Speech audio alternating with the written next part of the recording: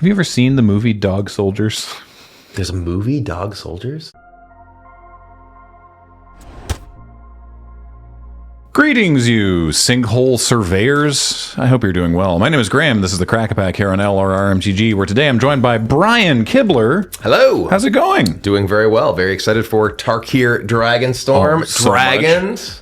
There better be a dragon in this pack. I think statistically there has to be. I don't think that's the back of it is like, oh, there's this much % chance of getting, these special cards or uncommons or whatever. I think they're just always a dragon. I think if somehow we get the statistical anomaly that does not include a dragon, we're gonna have to burn down the studio. Boy, I really hope we get a dragon now. High stakes here. Here you go. All right. Let's go. There's a little rippy thing at the top. Well, you're fine. You gotta do it the classic way, Right. Get a little bit of air in there. Slap it. Here we go. All right. First up. Boom. Agent of Kotus. Not a dragon, but what is it? Human rogue with Renew. You can pay 3 and a blue to exile this card from your graveyard. Put 2 +1/+1 counters on target creature. Activate only as a sorcery. It's a 2-cost, 2/1. I like that Renew. This one specifically is like, that's just scavenge from Return to Ravnica. But Renew does other stuff. Yeah. And it's an interesting space to be like, oh, okay, we'll just make some cards that when you exile them out of your graveyard, then you get to do things. Yeah, and there's also the and I'm forgetting the name of the teamer mechanic. Is it Harmonize? Yeah, that lets you play from your graveyard. There's like multiple different things that kind of that give you cross section for value for self milling, which is like kind of like the Sultai thing. So sort of the glue that holds that kind of thing together is having it exist in multiple places. Very cool. All right, next up, Adorned Crocodile, black and 4 for a crocodile. It's a 5/3 with when this creature dies, create a 2/2 black zombie druid creature token, also with Renew. Exile this card from your graveyard, put a +1/+1 counter on card creature, activate all the sorcery. Basically, also scavenge 1. So it's adorned, meaning it's wearing a very nice hat. Is it actually wearing a hat? It's wearing like some cool armor.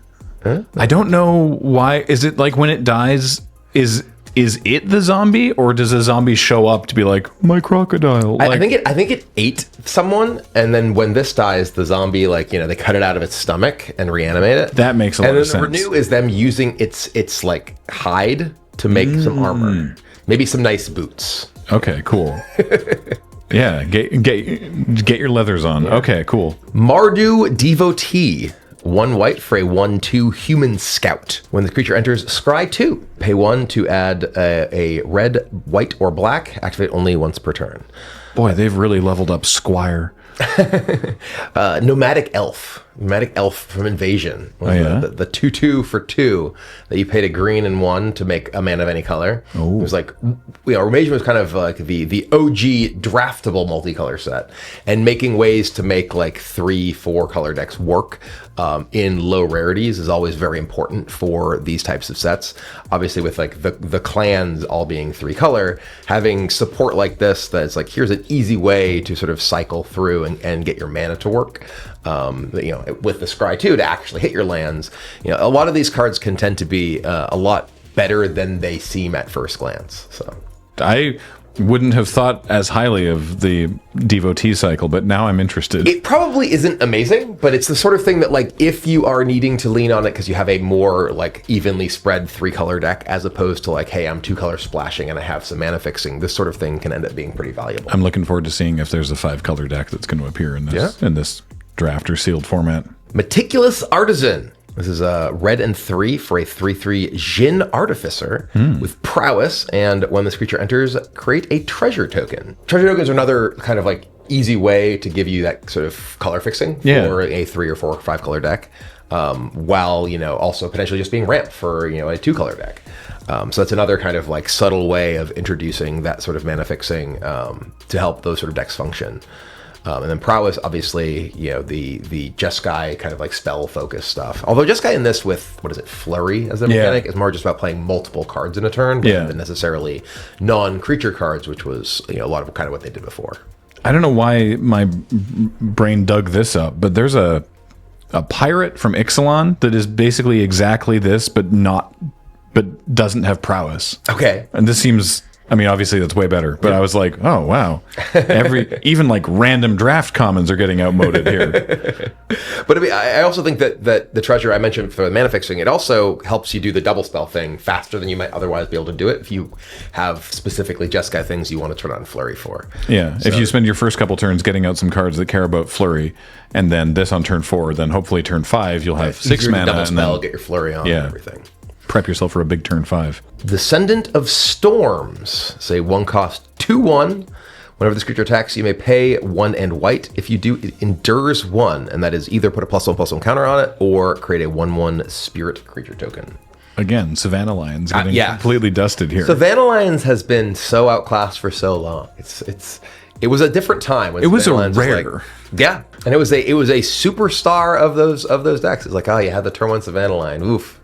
And now it's like, is it really worth playing a 1 cost 2? Well, maybe if it endures, then we'll talk. Does it have dash and creates a treasure token and steals your opponent's card? You know, maybe. Otherwise, I don't want to hear about it. Yeah. Give me Ragavan or give me death. Yeah. Or both. Hey. What's next? Zergo's Vanguard. Dog Soldier alert. Red and 2 for a Dog Soldier. That is an X3 with Mobilize 1. Mobilize being when this attacks, create a 1/1 tapped and attacking warrior token, 1/1 red creature. Sacrifice at the beginning of the next end step. And this is power equal to the number of creatures you control. Have you ever seen the movie Dog Soldiers? There's a movie, Dog Soldiers? Yeah, it's sweet. It's a British werewolf movie from like the early 2000s. I have not seen it. It's not like the biggest budget thing, but it kind of rules. Okay. I don't know. It's the way when you're like, oh, Dog Soldier alert. And again, my brain was like, hey, remember Dog Soldiers? And I'm like, oh, yeah, I remember watching Dog Soldiers. I have like a placard that's on the shelf behind my streaming desk that says, I don't care who dies in the movie as long as the dog lives. So I hope these Dog Soldiers live. Well, great news. Tough life for the Dog Soldier. Yeah, no kidding. Sage of the Fang. Green and 2 for a 2/2. When it enters, put a +1/+1 counter on target creature. So it could easily just be a 3/3 itself. And then it has Renew, 3 and a green. Exile this from your graveyard, put a +1/+1 counter on target creature, then double the number of +1/+1 counters on that creature. Activate it with a sorcery. Huh. High potential upside for that second ability. Yeah. I mean, there are, like, between Endure and just obviously things like this, there, Abzan having a counter theme and everything definitely can get things pretty scary. Mm-hmm. So if you put the counter on a different creature and then this dies and you renew it, then you put a second counter on that creature and then double that to 4 counters. That's just by itself. And that's pretty cool. Yeah. Granted, it's 7 mana and this guy dying and that other thing having lived, but yeah, but I'm only talking about the upsides. Yeah. All right, next up, Dragon. Storm Shriek Feral. This has Omen, and Omen is kind of like Adventure. You can pay the Omen cost, but unlike Adventure, it doesn't go to the Adventure Zone. It gets shuffled into your deck, which was something I didn't realize when I was first looking at these. I'm like, isn't this just Adventure? It's templated just like Adventure. But this is a 5-cost 3/3 with Flying and Haste. With red and 1, it gets +1/+0 until end of turn. Or it is a sorcery for red and 1 with discard a card. If you do, draw 2 cards. So, I mean, this sort of thing can be quite effective as like a modal card. And interestingly, one of the things that never comes up in modern games of Magic, but used to be pretty relevant, getting decked. Right. There, you could actually use the Omens to just keep shuffling in your deck. Not this one because it draws you cards, but if you get to the point that you're going to be decked and you have an Omen, you could potentially just keep replaying. Shuffling your dragon back into the deck. Yeah. But this one specifically, if you're at a stage of the game where it's like, okay, I a 3/3 flyer for 5 with haste can be pretty powerful. It can end the game. But if you need to dig for removal, you need to find your mana early on. Having the option to also use this as a pretty standard red card these days, which like is a sorcery speed tormenting discard voice. loot. Yeah. That can be quite good too. I have to say, Justine Jones does amazing artwork both on the actual creature, but she did the draconic frame as well, which is one of my favorite things in Tarkir. I want this on every single one of my cards. Just give me this in like my entire Dragon deck, and I'll be happy. It's very, very cool. Yeah. Well, I think you have another one incoming that should be foil this time. Another draconic frame. Ooh, Rune Scale Stormbrood. Turns out both of these were at least card art that we revealed during the Dragon panel at MagicCon that I was hosting. This is just a gigantic head Also, the artist's name is Massive Face, and the art is just a massive face, which I find pretty funny. We're cracking this whole thing wide open. But it is a red and 3 for a 2/4 flyer. Whenever you cast a non-creature or dragon spell, this gets +2/+0. It has the Omen of Chilling Screech, which is an instant for blue and 1 to counter target spell with mana value 2 or less. Great. Yeah, and this is the sort of modal effect that it's like, oh, if something comes up that you really need to effectively spell snare, right? Great. Otherwise, it's like, okay, well, I have my 2/4 flyer for turn 4 that can get kind of crazy. And notably, this interacts really well if you have other things with Omen, because you have the optionality of playing them for their themselves as a creature. I think actually most of them are dragons anyway, so you can kind of get the benefit from this specific one for either. Yeah, I think the omens only appear. I think they're only on dragons. Yeah. Yeah, because they're scary. Ooh. I guess. All right, eyes. Boom. Darn it. I like both I do of the like lands, the shadows. Right? The shadow ones, I actually like the shadow ones, I think, a little bit more overall, because I think they're more distinct. But I am going to end up with so many of these lands. Like, I need to put in like an order for every single 50 of each of these lands. Yeah, because they're wonderful. Frostcliff Siege. Ooh. Blue, red, and 1 for an enchantment. As this enchantment enters, choose Jeskai or Temur. Jeskai, whenever one or more creatures you control deal combat damage to a player, draw a card. And Temur is creatures you control get +1/+0 and have trample and haste. I love the design of this new cycle of sieges where they go into one of two clans and then you get to pick and they do a different thing depending on the plan. It's very cool. The previous sieges were Khans or dragons, right? Yeah. That was the previous sort of conflict. And these are like the two colors that could pair with either of the other clans. This one's a little bit weird because the blue-red giving trample and haste is like the Temur one feels slightly weird to me. I guess like red kind of has trample. It is just the +1/+0 trample and haste in like commander, right? Like I play fervor in some decks because I just want my guys to have haste. I have hammer Perforos in decks, whereas this that's a lot. Plus it's like, okay, I already have a haste effect, and that's one of the issues with playing multiple copies of that sort of thing. You really want the haste effect, but they're redundant. Whereas this one, it's like, okay, you already have the haste effect. Hey, how about you get the card draw effect instead? Sweet. So I do like the sieges.